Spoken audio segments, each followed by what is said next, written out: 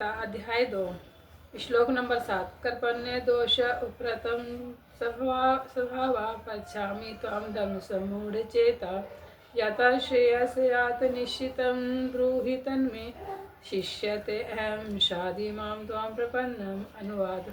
अब मैं अपनी कृपण दुर्बलता के कारण अपना कर्तव्य भूल गया हूँ और सारा धैर्य खो चुका हूँ।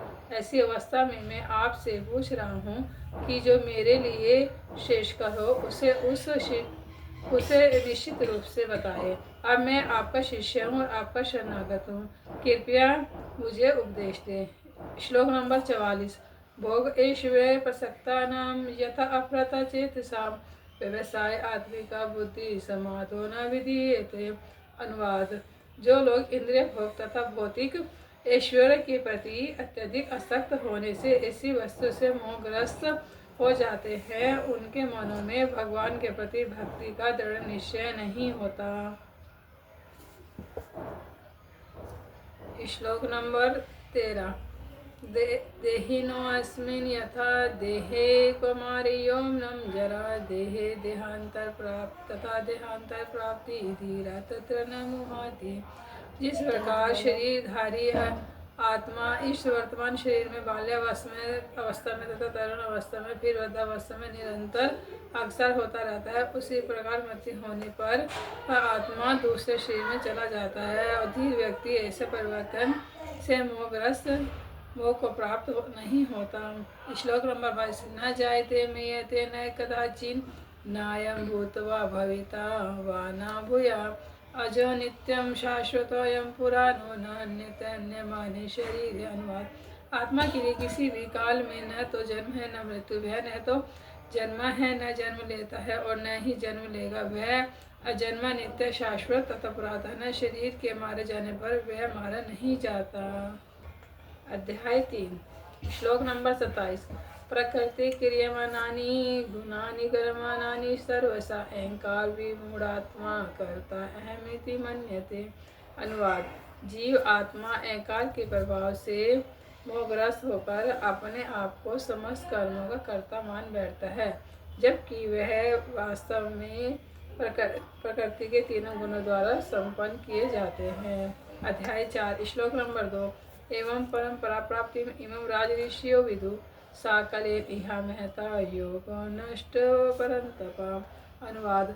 इस प्रकार यह परम विज्ञान गुरु परंपरा के द्वारा प्राप्त किया गया है और राजऋषियों ने इसी विद्या से इसे समझा है, किंतु कालक्रम में यह परंपरा छिन्न हो गई, अतः यह वह विज्ञान यथा रूप में लुप्त हो गया लगता है।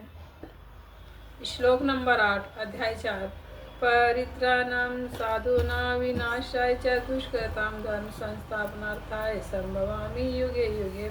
अनुवाद। भक्तों का उद्धार करने, दुष्टों का संहार करने, दुष्टों का विनाश करने तथा धर्म की फिर से स्थापना करने के लिए मैं हर युग में प्रकट होता हूँ। श्लोक नंबर 9 जन्म कर्म च मादिव्यम यो वेति तत्वतः त्यक्तं देह पुनर्जन्म जन्म नैति ममेति स अर्जुन।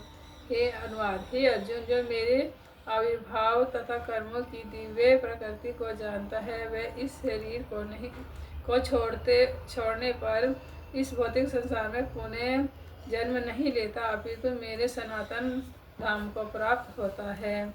श्लोक नंबर 34 तद्विधि प्राणिपाते परिप्रश्नेन सेव्या उपदेशयन्ति ते ज्ञानम ज्ञानिना तत्त्वदर्शिना। अनुवाद।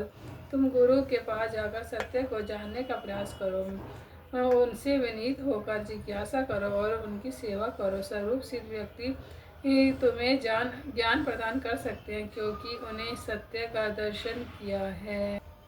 अध्याय 5 ही श्लोक नंबर 22 ये ही संस्पर्शजा भोगा दुखी योनिया एवं ते आधन्वंता कौन्तेय नातेषु रमते बुधा। अनुवाद। बुद्धिमान मनुष्य दुख के कारणों से भाग नहीं लेता, जो कि भौतिक इंद्रियों के संसर्ग से उत्पन्न होते हैं। हे कुंती पुत्र, ऐसे भोगों का आदि तथा अंत होता है, अतः चतुर व्यक्ति उनमें आनंद नहीं लेता। श्लोक नंबर 29। भोक्तारं यक्तप्सां सर्वलोक महेश्वरं सुहृदं सर्वभूतानां ज्ञात्वा याम ज्ञान्ति पृच्छति। अनुवाद।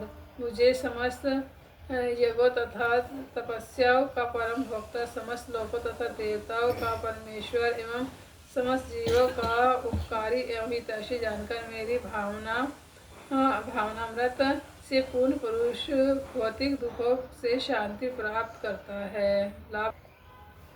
अध्याय 6। श्लोक नंबर 47। योगिनां सर्वेषां भूतगतेन अंतता आत्मना श्रद्धावान भजते यो मासा युक्तो मता।